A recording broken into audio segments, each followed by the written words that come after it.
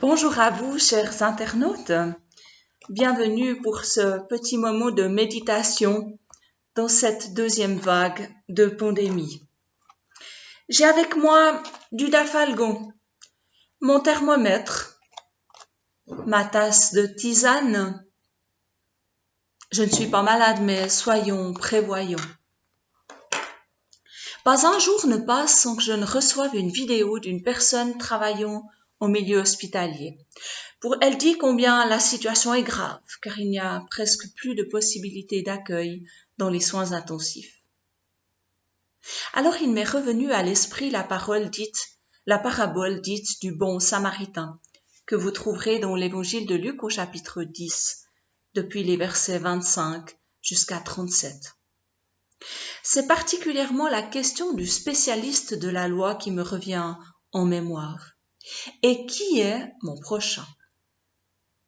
Cette question est posée à Jésus qui vient de confirmer au légiste qu'il doit être actif dans l'amour du Seigneur son Dieu, en l'aimant de tout son cœur, de toute son âme, de toute sa force et de toute son intelligence, et qu'il doit aussi être actif dans l'amour de son prochain et dans l'amour de lui-même. Devant cette mission de vaste envergure, sa conscience l'accuse. Alors le légiste essaye de rebondir en posant cette question hardie à Jésus. Et c'est qui mon prochain ? Il est clair que nous ne pouvons pas aimer tout le monde. Nous n'en avons pas les forces. Alors qui est le prochain que Jésus commande d'aimer comme soi-même ? Eh bien, c'est celui qui est proche, celui qui est tout près, juste à côté. À l'heure des réseaux sociaux et des amis par écran interposés, il peut sembler facile d'aimer.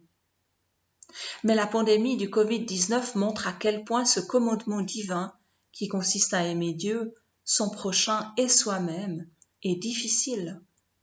En effet, aimer le proche, c'est avoir des égards pour lui, l'aider, lui parler gentiment, mais aussi le protéger, qu'il soit un membre de la famille, un ami ou une personne travaillant dans un hôpital, mais aussi toutes ces personnes qui travaillent dans des magasins, dans des salons de coiffure, dans des restaurants et d'autres lieux qui vous viennent en tête. Aimer son prochain, c'est une action, un choix à faire et à refaire jour après jour. Et durant cette difficile année 2020, aimer son prochain, c'est respecter les recommandations indispensables afin de limiter l'action du virus et les conséquences sévères qu'il a sur certains de nos proches. Je vous invite à la prière.